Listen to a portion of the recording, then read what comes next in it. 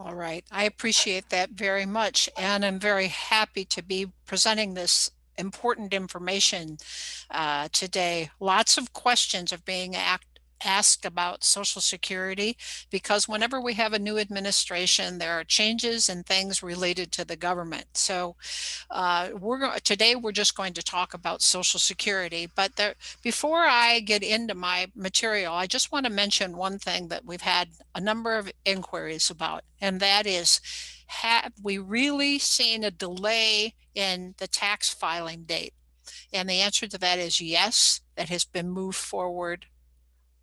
I guess that's forward 1 month. Okay. So in fact, we do not have to do uh, our taxes quite as quickly as we thought we might have.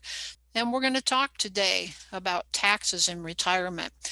I'm leading this today. I am a financial advisor. As you may see, I'm the founder and a principal and an investment advisor representative in a company called Lesnick Company. But in addition to that, I also serve as an instructor in the Bernie chapter of Afia, which is the American Financial Education Alliance. You're going to hear a little bit about Afia as we get started here, and I think that that's really something that I want you all to appreciate, that Afia makes these programs available in conjunction with organizations like the library. And by the way, I do want to thank the library for sponsoring these educational workshops. So as we go through, you may have questions that occur to you. When they do, please put your questions in the chat, or if you know specifically that your question is personal, then ask for a complimentary phone consultation following the presentation. There is a link on our website to get a call scheduled, and I encourage you to take advantage of that to have any of your questions answered. So let me talk to you just a little bit about Afia here. The nonprofit mission of Afia is to inform and empower Americans to take control of their finances by providing comprehensive financial education in communities nationwide. Afia is funded in several ways through personal donations, from tuition that is charged for advanced courses, by chapter sponsorships and membership dues. So what I would want you to know is that Lesnick Company is a local chapter sponsor. So we provide the funding to bring Afia courses to the local community. There are other professionals who sometimes affiliate with the chapters, and they actually pay dues to that. And all of this is it's not to provide a source of income. It's to defray the cost of materials that we may provide. Although you might imagine, in the world we're living in today, the cost of materials is just the cost of maintaining your computer. So another thing about Afia I think that is important is that you can become a member. I want you to be aware of this, and I want to encourage you to do this. Nothing happens to your personal information if you are a member of Afia. There are multiple financial tools and resources on the website. It's all for free, and there's financial calculators. And the other feature of being a member is, if you have a specific question and you submit that question following this presentation, even if it's some other topic that has to do with education, or I mean financial education and understanding, you submit that. I personally will answer that question, because all of the questions for the chapter, our chapter 4636, all come directly to us. So It's really a great resource. And as I said, nothing is done with this information other than to let you know about future programs that we will be providing. And a lot of the people that come to these programs come to many different presentations that we do and find them to be very helpful. Okay, so a little bit of housekeeping. I am required to read this to you word for word. Afia, the American Financial Education Alliance, is recognized by the IRS as a 501c3 nonprofit charitable organization that provides educational workshops and classes in businesses and universities nationwide. Our instructors are licensed and trained financial professionals with a minimum of 5 years real experience in their field. They've been required to pass a series of training sessions on how to properly educate in a not-for-profit setting before becoming a personal financial coach and instructor with Afia. Afia courses and workshops do not promote or endorse any specific products or companies, and no selling is allowed. Afia workshops, oops, I messed up there. Afia educational workshops and courses are for getting general education only and are not intended to be construed as investment, tax, legal, or financial advice. Attendees should seek assistance from a professional familiar with the course prior to implementing any of the ideas and strategies taught or discussed in the course. Hypothetical and or historical returns, by the way of which there are none in this presentation today, contained in this presentation are informational purposes only and are not intended to be an offer, solicitation, or recommendation. Rates of return are not guaranteed and are for illustrative purposes only.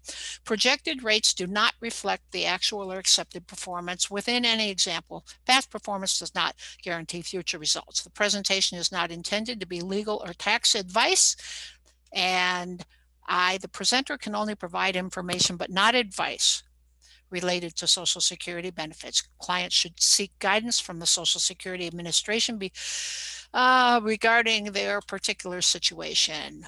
The presenter may be able to identify potential retirement income gaps and may introduce insurance products such as an annuity as a potential solution.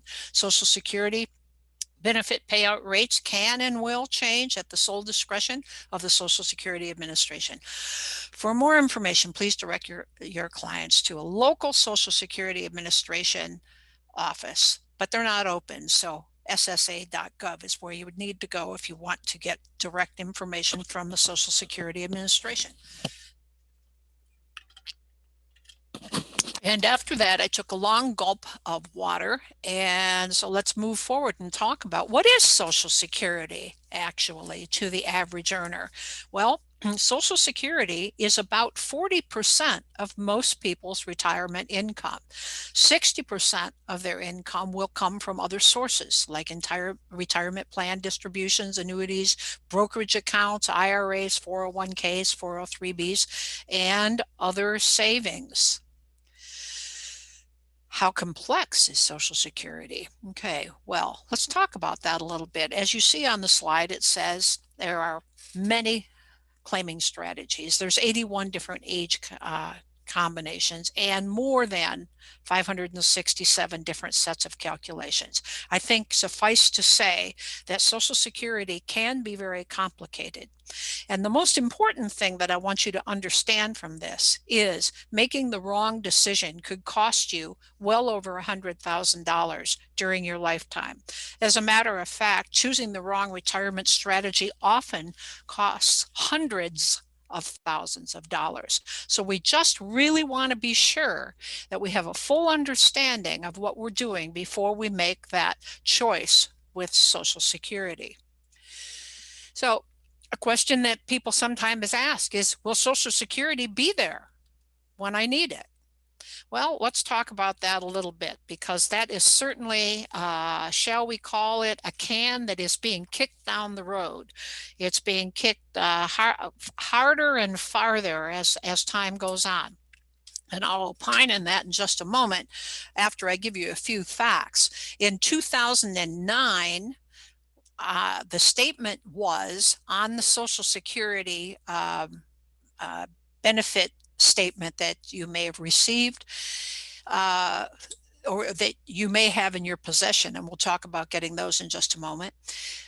In 2009, we said in 2017, we'll begin paying more in benefits than we collect in taxes. And without changes, in 2041, Social Security Trust Fund will be exhausted. Okay, I'm going to go on for the purpose of helping you understand how this has changed. In 2010, they said in 2016, we will pay more in benefits than we collect in taxes. And without changes in 2037, the Social Security Trust Fund will be exhausted. In 2014, they said without changes that by 2033, the Social Security Trust Fund will be exhausted and there will be enough money to pay only about 77 cents for each dollar. So what do you think might happen with this? And while we're not in a situation for me to ask you directly or recognize you with your hand up, what I do want to say that most people have the opinion that the benefits will be cut. I don't happen to agree with that. I believe that Congress, in its way of doing things, will recognize that Social Security is a main part of planning for the largest block of voters that have ever existed, and that is senior citizens. So I have a belief that they will solve this problem. I hope it's sooner rather than later, but there are some changes that can be made that will not affect people who are currently receiving Social Security, will not affect their benefits at all, but will bring health back to the Social Security system. But nevertheless, we do need to be aware of the fact that there is a problem with Social Security. And we're going to talk about why is that? How did that happen? So it happened because income, I'm sorry, excuse me, I was reading ahead of myself. Okay, there's a bit of trivia that you may find to be interesting here. Okay, the first American to receive a monthly Social Security check. Okay, if you know who that is, you can go ahead and type that into the chat box. Okay, and if anyone does know that, we'll provide them with a nice little tax planning gift. Kelly will keep track of that. Well, in reality, the first recipient of Social Security was a legal secretary from Ludlow, Vermont. Her name was Ida Mae Fuller. Okay. And Ida Mae received a monthly Social Security check for $22.54 until her death in 1975. And she died at age 100.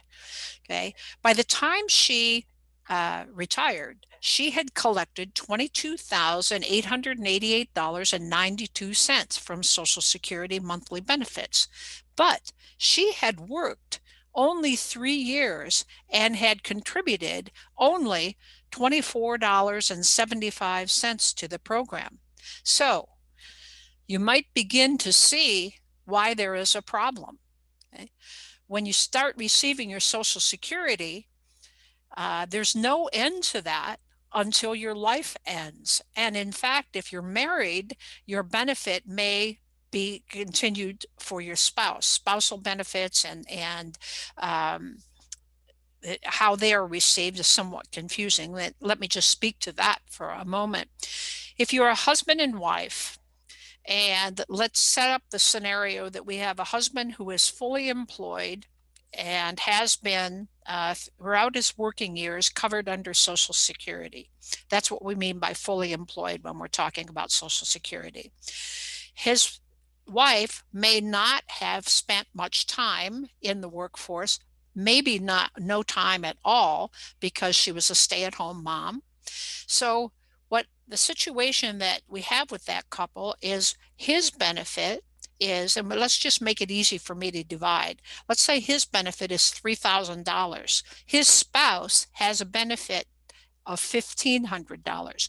Now, when I talked about his benefit being $3,000, what I'm talking about is his benefit at full retirement age. It's one that's printed on your Social Security statement as your your primary insurance amount, your PIA at full retirement age. Okay, so the spouse benefit is based on that.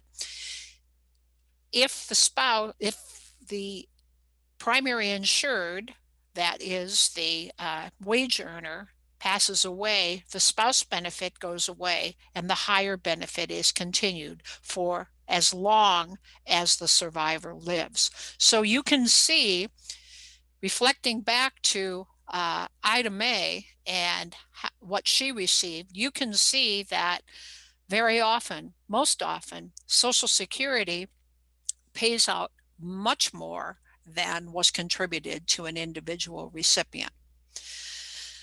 So the question that you have to ask when you're considering your Social Security and when you may take your Social Security is, will I outlive my money? Okay, well, as it says here on this slide, 54% of the people surveyed, Americans, are worried about not being able to maintain their current standard of living throughout their lifetime. And that is one of the greatest fears of retirees and near retirees, the fear of living beyond their assets. I had a conversation one day in an Ed Slott seminar, and you may know who Ed Slott is. He's often appears on public television. He's known as America's IRA expert. He devotes all of his time to the understanding and advising about Social Security, but or retirement income. But he said something that I've never forgotten, and that is, if you are worried about outliving your money, do you start worrying on the day you run out, or do you worry on all the days leading up to that? And I think that's very profound and is a reason why people need to understand when Social Security is going to be available to them and how it's going to fit in their overall plan. So when you're trying to determine whether or not you will run out of money, you're going to have to first determine how much you really have. Okay. And one of the things I think it's important to understand is that most people who attend these classes have money that is considered qualified, or in other words, has never been taxed. So, and why is that? And the answer to that question is 401k. Most people save money these days in their company 401k and then roll it over into an IRA when they retire. But there's a problem with this. Okay. And that is, although you may have saved money on the taxes that you paid when you're contributing, you will have to pay taxes on all of the money that is later withdrawn. And in many cases, if this is a large amount, it may be at a much higher rate because it's a much higher number. So now at age 72, is when you must begin to take required minimum distribution. Social Security must begin by age 70. So the government starts making you take money out of your retirement plan, your 401k that has become an IRA, your 403b that has become an IRA, and in many cases a pension that does not become an IRA. There's a time in which you must withdraw this money. It's I like to call it the pay me now or pay me later. You know, some of you may remember there used to be an ad on television for Purolator filters in engines, and that's what the mechanic would say: pay me now or pay me later. Well, that's the deal with the government. The government is not giving you anything. So if you have to take required minimum distributions of a significant amount and you add that to the money that you're receiving from Social Security, you will see that you could be paying even more in taxes. Now, let's talk just a little bit about the taxation. We all know that the debt problem in this country is getting bigger by the day. As a matter of fact, when I was putting information together a few months ago, the debt we were dealing with was $27.7 trillion. But we've added to that. We've added another nearly 2 trillion. And now there's talk about adding a couple trillion more, trillion here, a trillion there. Pretty soon you're talking about real money in the snarky way of commenting on that. So when you consider that, one of the things I want you to think about is it possible, or is it likely, or is it almost certain that taxes will go up in the future?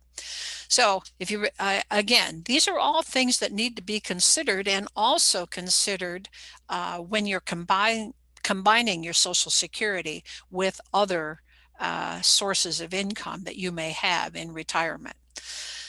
So here's a little cartoon that appeared a number of years ago, and I don't really need to read this to you. I'm sure that you can read that yourself and understand what we're saying here is that there are things that are beyond your control, okay? And there are things that are within your control. And one of the things that is within your control is to determine what money you have available, what your withdrawal rate can be, what the taxation of that will be, and determine your strategy from there. So there's three pieces that we want to take a look at when we're looking at Social Security options. Okay, we want to determine what your Social Security benefit will be.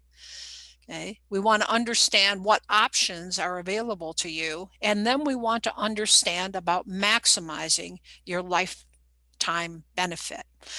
Now, I want to pause right here and say, whether you take Social Security early, whether you take Social Security at full retirement age, or whether you may wait until age 70 to draw Social Security, is not just simply a question of when will I get the most.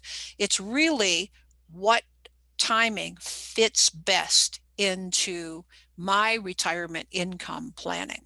It's a very important decision to make, and hopefully we can give you a little guideline on it. So let's talk about the Social Security statement. I referenced that a few slides back.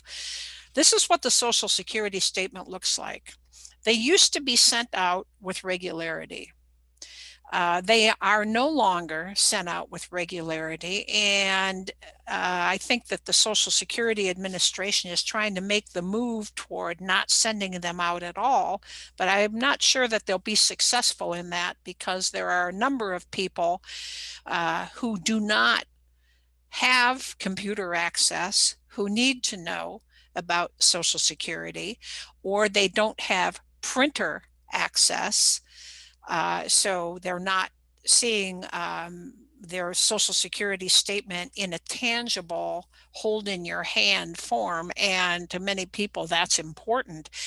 But so you can request a statement from the Social Security Administration, though I find that throughout this past year of COVID, that's been a little bit difficult to do. I think that the best thing that you can do, if you do not have a Social Security account established and you are able to access ssa.gov on the computer, that you do so. Open what they call an account so that you can keep track of this information. Okay. If you the statement, let's talk about what's on the statement. Okay, it summarizes your earnings that were subject to payroll taxes. So there should be a listing, there is a listing on this report of your earnings year by year. Now, you don't have to be concerned about one error out of 40 years, because there are the average number that is taken is to compute your Social Security benefit disallows some of the lower earning years in order to allow some of the higher earning years. So if you do have a discrepancy that you think your earnings have not been properly recorded, you can ask me about that specifically in a call. So again, you are entitled to receive Social Security benefits on your own, and for 10 years or 40 quarters. They don't have to be consecutive quarters. I just used the word entitled. That's not the right word. We're going to talk about that in a moment. That was clearly the wrong word. Eligible is what the word I should have used. Your Social Security statement will summarize the earnings that were subject to payroll taxes. It shows how much you and your employer paid in Social Security and Medicare taxes, and it estimates your retirement benefits based on retiring at different ages. It will generally show your earliest opportunity, the amount there. It will show your full retirement benefit, and it will show the deferred benefit. Now, if you're the spouse of an eligible worker, you can collect Social Security benefits regardless of whether you worked or not. In fact, the former spouse of an eligible worker might be entitled to Social Security benefits if they were married for at least 10 continuous years and have not remarried. So quite a bit of information on that Social Security statement. So your primary insurance amount, let me just speak to that for a moment.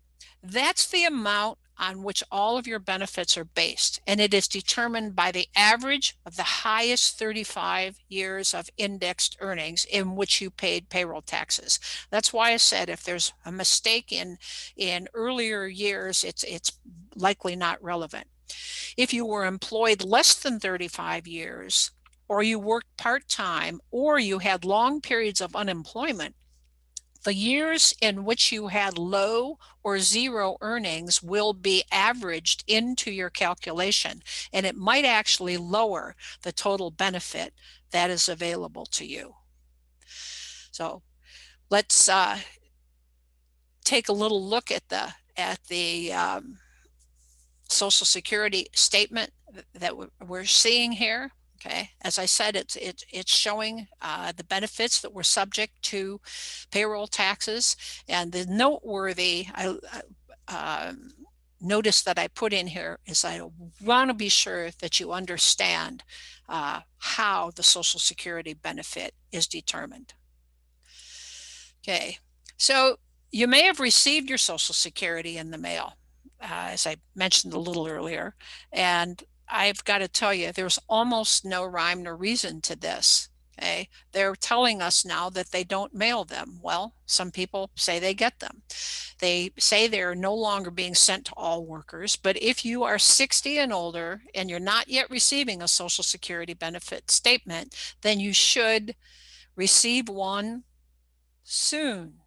Isn't that an exact statement? You should receive a statement after your 60th birthday.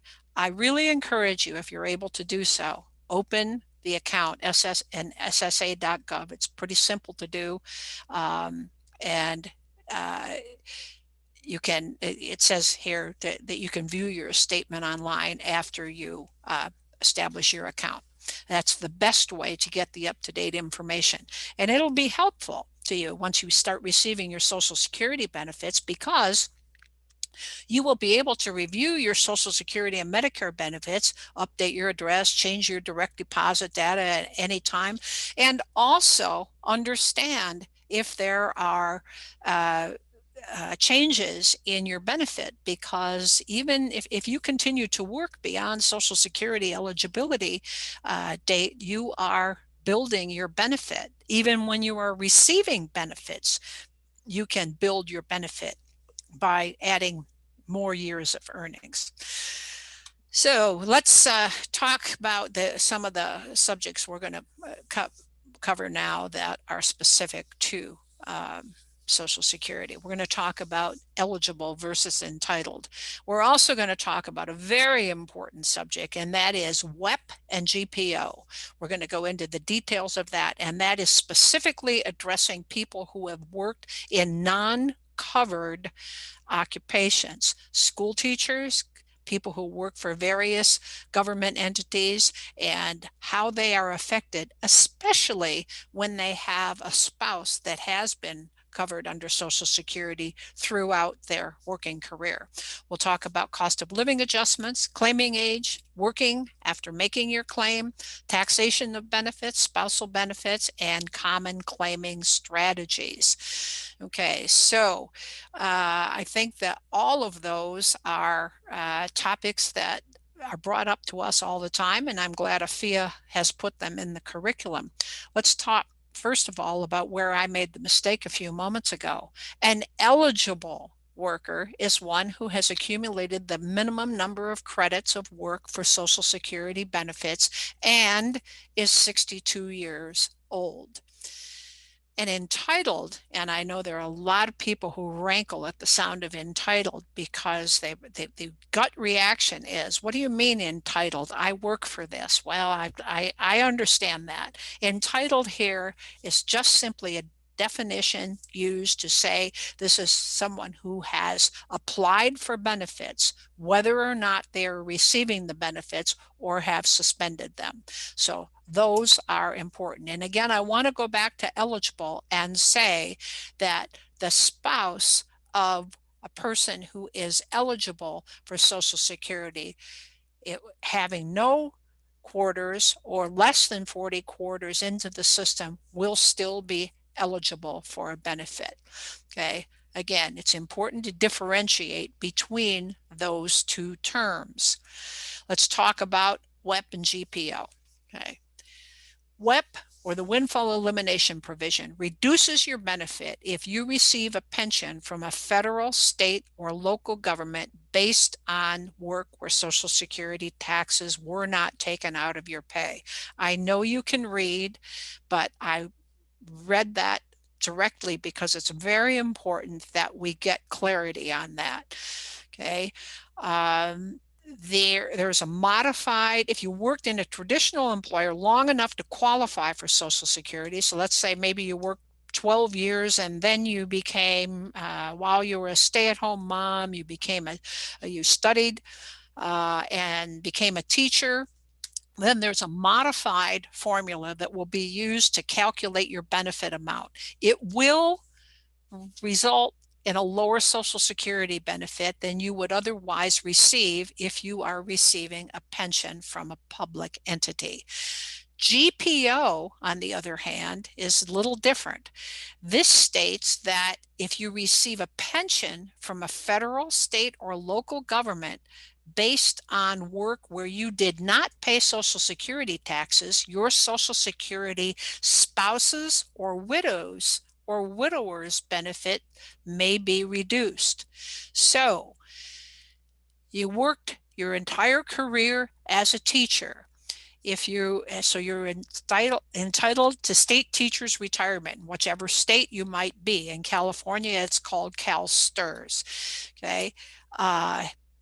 If you are entitled to a pension there and your spouse never worked in the public sector, always worked in private enterprise, your survivor Social Security benefit will be affected by your pension. And again, this is something that I would want you to bring up in an individual chat or the conversation, a telephone conversation that you might schedule with us.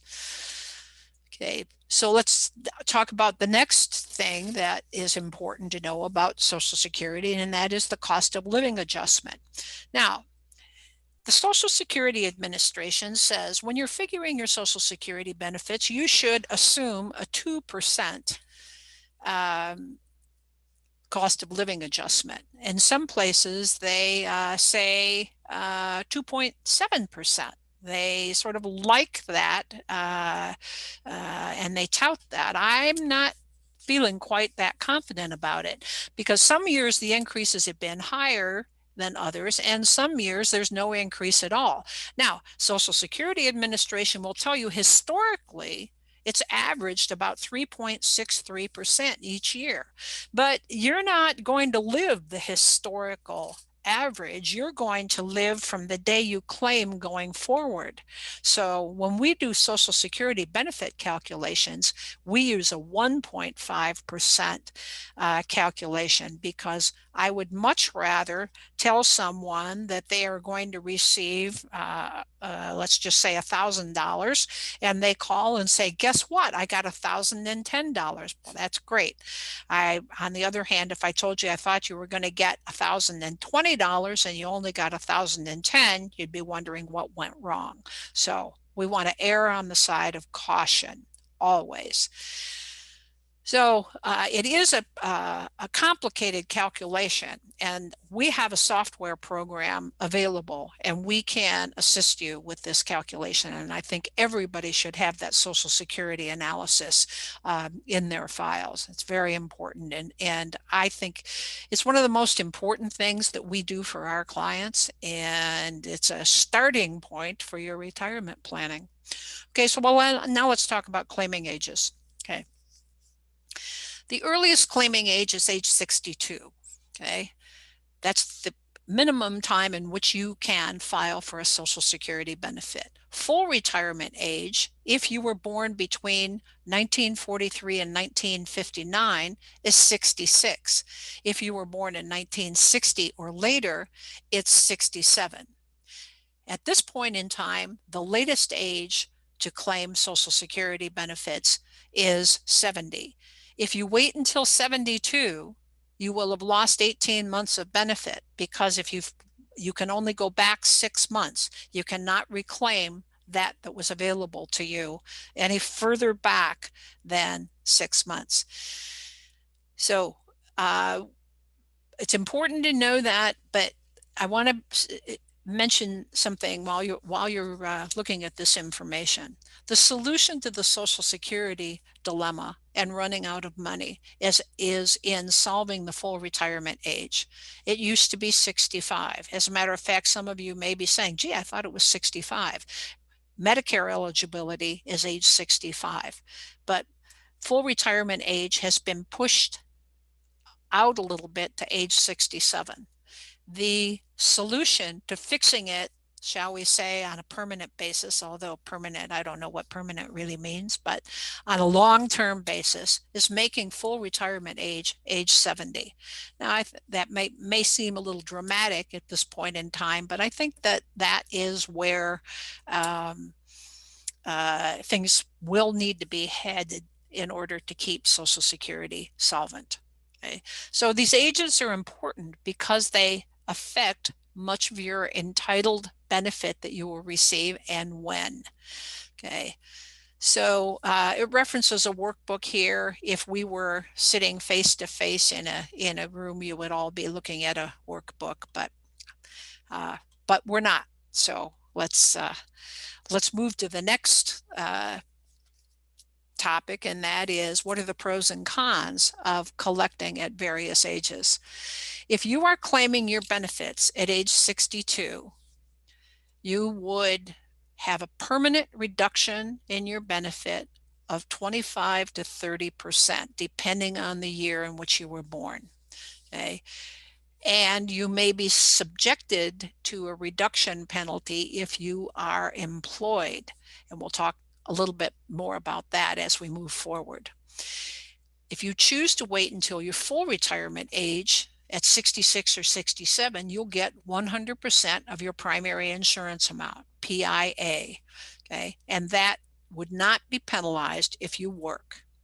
That would mean that you would not receive benefits between age 62 and full retirement age. Okay. Then the next category that we have is waiting until age 70. Okay, after full retirement age, if you wait to age 70, you will receive you will increase your Social Security monthly benefit by about 8% per year until age 70. So if your full retirement age was 66, you didn't claim them, you waited till age 70, your benefit would be 32% higher than it would have been had you collected at full retirement age. Again, this is an individual decision, and it has a lot to do with other benefits that you may have, and it's something to be considered in looking at your overall financial plan. I don't think it's wise for someone to choose their Social Security benefit and then try to make it fit into their retirement plan. It's not a decision to be made with the Social Security Administration either. Even though the people who work for the Social Security Administration are great people and they're there to help you as much as they can, they're not advisors. They work for the Social Security Administration, so they're only going to speak to that benefit. So it's really important that you consider this in the big picture. Okay, so let's move on to some definitions, okay? Because they're important in what we're explaining. Deemed filing requires that a claimant filing for any benefits before full retirement age must file for all benefits available to them at that time. Okay, for instance, the claimant is filing for their own benefits and is eligible for spousal benefits. They must claim the spousal benefits when they become entitled. Okay, so that sometimes confuses people. They think I'll file for my own benefit now and later I'll claim a spousal benefit. That used to be a viable strategy. It's not anymore. Let's talk about a restricted application, however. It is available to workers who have reached full retirement age, and it allows them to restrict their application to their spousal benefit only. Now, the key there is they have reached full retirement age. They have all the privileges at full retirement age. A spouse might file a restricted application for spousal benefits only while delaying collecting their benefits on their own work history, thus allowing them to grow. So you have to be able to take a look at this and determine, am I going to be better off to take my spousal benefit now and delay my own benefit? That calculation has to be done. It may not prove to be the best strategy. Then there's voluntary suspension, which is another option that is available to claimants who have reached their full retirement age. Again, we see FRA here. Full retirement age is the sweet spot in determining all benefits. In this case, a claimant might suspend the payments to earn delayed retirement credits. So let's just say you were eligible and you claimed at age 66. You're now 68 and you have a new career that's lucrative. You may suspend your Social Security benefit and allow it to grow at 8% per year to age 70. So not only would you be delaying your benefit and getting the 8%, but you'd probably be adding more money to the kitty. So that could be a very advantageous thing to do. But important to know, if your spouse is claiming, your spouse is not able to file for spousal benefits if you have suspended. So again, it's a household decision. So we'll talk more about how these strategies will help you maximize Social Security benefits a few slides forward from here. So when should you start taking your Social Security? Well, it depends. Okay, which horse do you ride first? Okay, your assets or Social Security. So the premise of waiting until your full retirement age makes sense if you expect to live a long life. In essence, if you drew 135% of your benefit at age 70 and lived to age 79, you would receive the same amount of money as you would have had you claimed 100% of your benefit at full retirement age. Okay, so You've got to make it past age 79 in order for the delay to be worthwhile. Last week, I talked to a couple who are nearing retirement age. Their parents are still alive and in their 90s.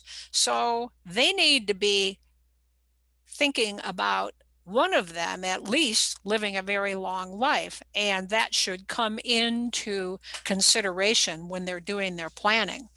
So if you have access to other sources and you are retiring, you have a family history of longevity and are in good health, it may make sense for you to delay your Social Security and draw on some other assets. Again, it is a very personal decision that needs to be made.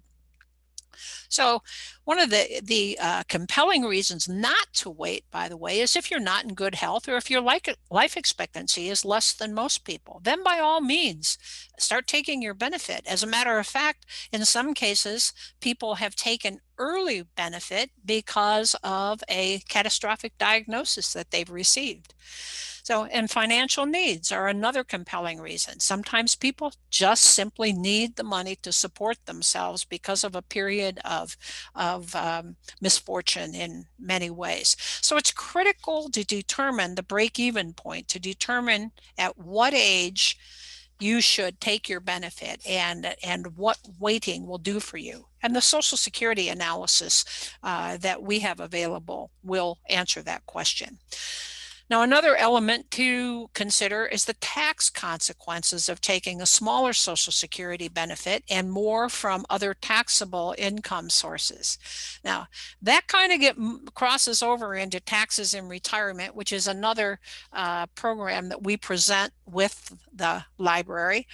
And we present it not only with the library, but in other formats as well. And so it's really important that you consider beyond Social Security, that you consider tax ramifications of your decisions.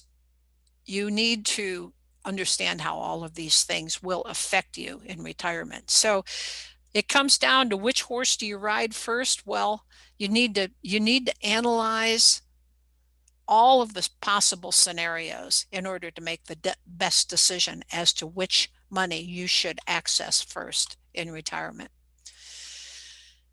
Let's talk about how Social Security is impacted if you're working. If you are age 62 up to full retirement age, the earning limitation is $18,960. And what that means is for every $2 over the limit, $1 is withheld from your benefits. If you are gainfully employed full-time in a career that is paying you, shall we say, in excess of $45,000, I think it's approximately there, then, and you had filed for Social Security, you're going to end up having to pay it all back. And the payback arrangements are not always favorable. If you wait, however, and let me not drop it just like that. When I say it's not necessarily favorable, you can write a check to return it all in one lump sum. But if you don't do that, the Social Security Administration will calculate a payback over several years. That can really throw a monkey wrench into your planning. If you wait to access your benefit until full retirement age, then you can earn, well, I don't like to get into this, okay? Let me tell you what I don't like to get into.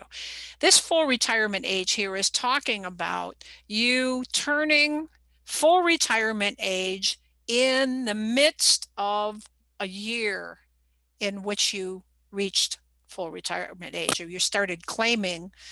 Let me try to make the example a little easier to understand. If your birthday was in June, and that's when you became fully eligible, then you would be limited to $50,520 in benefit prior to the time in which you claimed for Social Security. It is, again, it's something that needs to be put into software and looked at very carefully. It is the number one place where I see clients not have the outcome that they expected. Because for every $3 over the limit, $1 is withheld from your benefits. So I will tell you that for the most part, I encourage people to not mess with the mid-year claiming unless their income has been very low or lower than, shall we say, a full-time professional salary. But once you've reached full retirement age, the year after you've reached full retirement age, there are no limits on earnings. There's no reduction. There's no possibility of any kind of penalty in that situation. So when you continue to work after full retirement, remember nothing will be withheld and you will actually add to your Social Security benefit as time goes on. All right, now there's another definition that we want to understand because we're going to touch briefly on the taxation of Social Security benefits. Provisional income is the sum of all of your income, okay, including tax-free municipal bonds, plus half of your Social Security income, okay? Only half of your Social Security counts in provisional income. Also, your wages, your 401k distributions, IRA distributions, sorry for advancing that slide, interest and dividend income, including interest on tax-free muni bonds, no such thing as a free lunch or tax-free, capital gains, pension payments, taxable portion of inheritance, and any other taxable income sources. So all of those contribute to what we call provisional income, something that you need to know because Social Security benefit is taxed according to this chart that you're seeing. If you're single, your provisional income, you can see if your provisional income is under 25,000, 25 to 34, or over 34,000. Okay, so some people must pay taxes on their Social Security benefits depending on the provisional income. I just reviewed the single. If you're married, filing jointly, okay, if your provisional income is under $32,000, then your taxable portion of Social Security is zero. None of it will be taxable. Most people fall into the third category, and that is they have more than $44,000 in provisional income. And what that means is up to 85% of their Social Security benefit is taxed. Now, it's not taxed at 85%. It's taxed at your marginal rate, but up to 85%. So if it's $1,000 benefit, 850 of that will be subject to taxation. Okay, an important thing to know. We also a note, yeah, that I want that I made for myself that I wanted to review with you is that this has been the same since 1985, this formula. So why do you think that is? And you may or may not have an opinion. Well, but one thing I can say is things will happen throughout your lifetime that will retirement income that will be beyond your control. And I want to tell you that I believe that this is one of the areas that could in fact impact you. I don't imagine that our government is going to give you any kind of a break in your lifetime or probably in your children and grandchildren's lifetime on the taxation of Social Security. So it's fair to think that taxation of Social Security is never going to be less than it is now. And overall taxation, I think that we're pretty confident that overall taxation might increase in the future. So if a household with married filing jointly needs to have $40,000 to maintain their standard of living, and one of them dies, what I want you to see is it's unlikely that the standard of living is going to cost less than $40,000, just in using that example. But anything over $34,000 is going to cause Social Security benefits to be taxed up to 85%. One of the things that I often say is when one spouse dies, generally speaking, income goes down and taxes go up. And this is one of the places that we can see that. So let's talk about what we might be able to do to reduce or eliminate tax on Social Security income. Okay. Possibly you can do this. If you're able to reduce your provisional income below the thresholds that affect the taxability of Social Security benefits, those that we just saw on the previous screen, then you may in fact be able to eliminate or reduce taxes on your Social Security. It assumes you have some flexibility in your retirement income and may not need all of the income that you receive annually. Or you can postpone receiving your Social Security benefits by waiting to file or suspending your claim. Or you can reduce other sources of income calculated in provisional income. And those include wages, by the way, if you're still working, as well as a non-wage source of income that includes things like distributions from 401ks and IRAs. So interest and dividend income, capital gains, pension payments, taxable portion of inheritance, all of these fall into the category of provisional income. So I don't think it's a stretch to say it's very difficult, but it can be done to eliminate taxes on Social Security. You may have heard of the power of zero. Sometimes people show me something that they received in the mail inviting them to a seminar about that. I actually have not only attended those, I've delivered those presentations. And there's a limited number of people who can actually achieve that. But it is worth looking to see if you can reduce your overall taxation by using a combination of sources.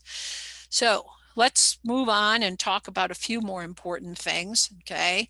And I want to remind you before we go on that you are invited to receive a call with me, 15 to 20 minute phone appointment, and we will at that point in time answer any specific questions you have, and also help you get a little bit of a better focus on where you may stand with your Social Security. Okay, so we have some collateral information that is available, and a few some pieces that I think are well written that you might want to read. Some tax charts that people enjoy. So, if you would like to receive any of those, just let us know. Sign up for the call, and we'll talk about maximizing your benefits, and be sure that we will give you all the additional information that we think will be helpful to you. Okay. All right, so let's move on here and let's talk about spousal benefits. So to claim a spousal benefit, you must be at least 62. I'm going to leave out the part about the qualifying child in your care because it gets sort of causes the words to all run together. For most people, it's at age 62, have been married for at least 1 year, and your person from whom you are collecting a spousal benefit has reached full retirement age. Okay. If you elect to receive a spousal benefit, though, before you reach your full retirement age, your benefit will be permanently reduced. unless you do have the qualifying dependent child. And if that is your situation, I'm happy to talk about that on a one-to-one basis. If you claim a spousal benefit before you reach full retirement age, you will not be able to switch to your own retirement benefit at a later date. Okay. Now, the next aspect of this is very important for you to understand. Okay. This is the Bipartisan Budget Act of 2015. This is a synopsis of that. The bill was passed into law on 10/29 of 2015. Included in it were significant changes to Social Security benefits, most notably the elimination of the most commonly used maximization strategy, which was called file and suspend. Its last use was in 2016. File and restrict, last use for that is January 2nd of 2024, except for survivorship benefits.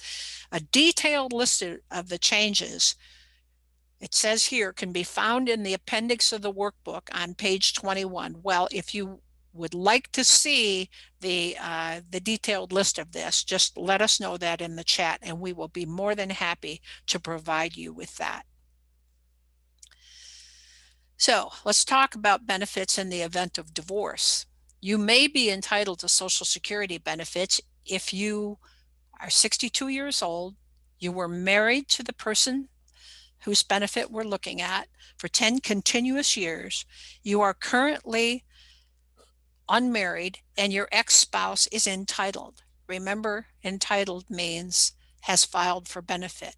Now, you may be independently entitled without your ex-spouse being entitled. If your ex-spouse is over 62, your divorce has been final for at least 2 years, and your own worker benefits would be less than 50% of your ex's primary insurance amount. What I want to say about that is that also is very individual. So if that is your circumstance, let me know that, and I will help you work your way through that.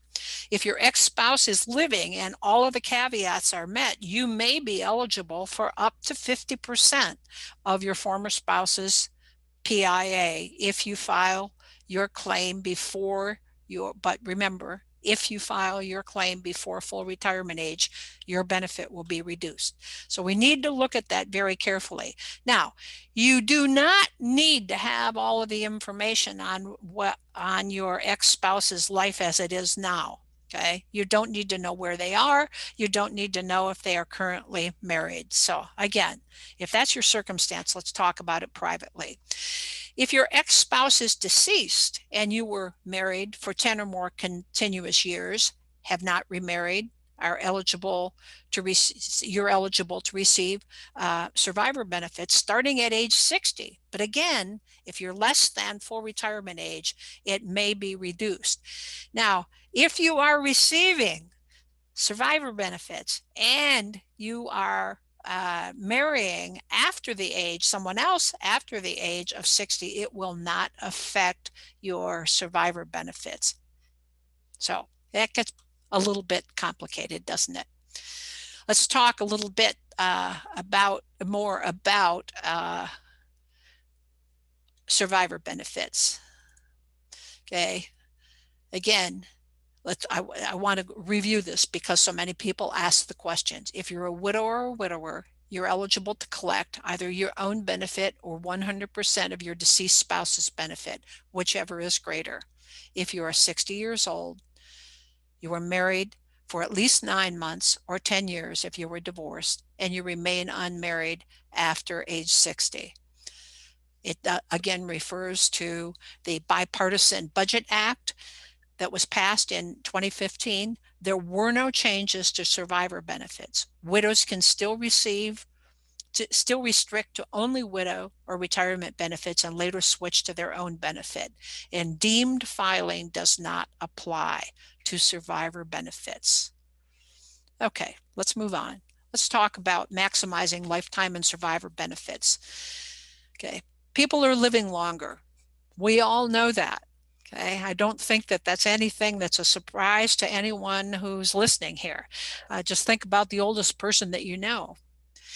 And then another thing that we need to think about is women still tend to earn less over their lifetime than their male counterparts, and they live longer. So that means a likely scenario for married baby boomers might involve the male high earner passing away prior to the female low earner. So it's imperative that your strategy take this into consideration.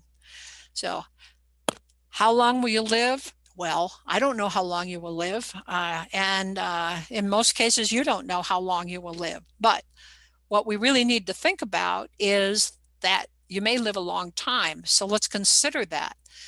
Let's look at a file and restrict spousal benefit case study. Okay. The use of the restricted application is a great way to maximize your benefits. Okay, for the surviving spouse, but also to collect some extra benefit while the higher wage earner is earning deferred election credits. Let's take a look. Joe and Cindy are eligible for full monthly benefits of $24.16. You see that at age 66, the middle column, Joe's benefit, okay, and $9.82. Okay, that's Cindy's full benefit. Her spousal is $12.08. And those are their respective benefits at age 66. If they both retire and claim benefits at age 66, they could receive a total of $1,392,459 over the next 24 years if they both live to age 90. That's about $58,000 per year. Now, alternatively, Cindy could file for her benefit at age 66. Joe would then apply for a restricted spousal benefit at his age 66, which provides about $491 per month. The total payment from age 66 to 70 would be $1,473. Now notice that that is more than if Cindy had just elected her spousal benefit by $265 per month. So at age 70, Joe would elect his own Social Security benefit, which provides about $3,434 a month, and Cindy would automatically get her spousal excess. Okay, so that provides about $1,208 per month. The strategy could yield them a total of $1,545,026, or about $64,000 a year over the 24 years, an additional $152,000. So it's kind of difficult when you're looking at hypotheticals, but I want to tell you that this is something that you really should look at in your particular situation so that those strategies can be maximized, especially when we have two spouses who have a full retirement benefit. Okay? It's very worthwhile to spend the time looking at the options. Okay, now I want to talk just a little bit more about this and say that using the restricted application will maximize benefits, but it also allows the higher earning spouse's benefit to grow to a larger number. You can see Joe's benefit is at $34.34, and that could be very important if Joe predeceases Cindy and she lives a long life. It's very important to consider that, and also to consider all sources of income. To some folks, this is a very important number, the number that they will receive from Social Security. Okay, so what if you've made a decision and you've changed your mind after some of what we've said? Okay, can you do it over? A client asked me earlier this week when they got the notice of this seminar, my brother made a bad decision a number of years ago. What can he do? Well, the do-over is only available once in your lifetime, and the most important thing is it must be requested within 1 year of the initial claim for benefits. You must pay back all of the benefits received. Okay, and there's a form that must be filed.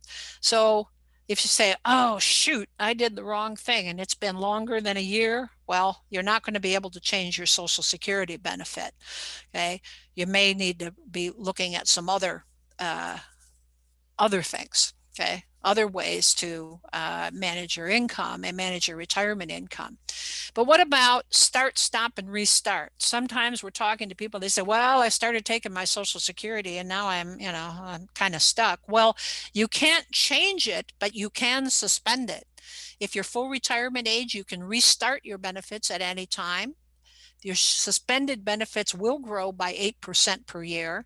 And if the benefits are not restarted until age 70, the monthly payments will be 32% higher than at full retirement age for life. And there is no additional growth in the percentage beyond age 70. Important to remember that, but there are earnings credits. So there are many strategies available, and you really need to be careful about your choice. So now what? What are you going to do now that you have some of this information? Okay. What you need to do is to ask yourself and determine yourself or with an advisor, what are your current income needs and what does that translate to in retirement income needs? And how can you close the gap between the two? Okay. It's a puzzle and everybody has their own individual pieces to consider when putting that together. But as I mentioned earlier, identifying and maximizing Social Security is just one part of this important puzzle. So it's very important that we get that part right. So how can you close the gap between the income you have and the income you'll need and the assets that you have? Okay, so you need to take a very close look at what are your sources of income. And that's not only considered as to what is the income, but what is the taxation of the income. And by the way, if I didn't mention it before, we do a seminar with the library and we do it independently as well. Independently meaning with other organizations, but in this day and age of virtual seminars, you can be anywhere and just about participate in any of the webinars. Taxes in Retirement gives more clarity on the taxation and gets a little deeper into this. But getting back to this presentation, the gap between the income you have and the income you need needs to be looked at from what sources are available. If you're taking money from your retirement accounts, IRAs, Roth IRAs, 401ks, 403bs, okay, talking about when you're working, participating in these, the pro for that is to have the potential for match funds from your employer. And oftentimes in retirement accounts, you maintain some or all of the control over your account. And you're making tax deductible contributions at the time. They're taken away from your income. So your income is reduced and that looks good on this year's tax return. The downside is you have a potential loss of that money due to market risk. And again, the taxation, fully taxable at distribution, except for Roths, which is about another complicated and important conversation to have and understand. You take the risk of investment decisions and income distributions. So there are a couple of different kinds of retirement plans. Okay, some are defined benefit pension plans. They're fully funded by the employer. And what I would say about this is people who work for hospitals, the government, many public entities, and then many private companies, though not many private companies. We don't see those so much anymore, but they still exist to a great deal in the public sector. Other sources of income are investments, okay? Dividends and interest from stocks, bonds, mutual funds, CDs, and so forth. You maintain control over these assets, and taxes are paid on earnings only. However, you still have to pay taxes, and you need to understand what those taxes are going to be. Obviously, if you're in the market, you're still at risk. So you do need to understand the risks in your investment accounts as well. I'm not saying they shouldn't be there. If you're a client of ours, you know that we absolutely believe in money in the market, but you need to understand the position of that money and its ramifications, specifically from a risk and tax standpoint.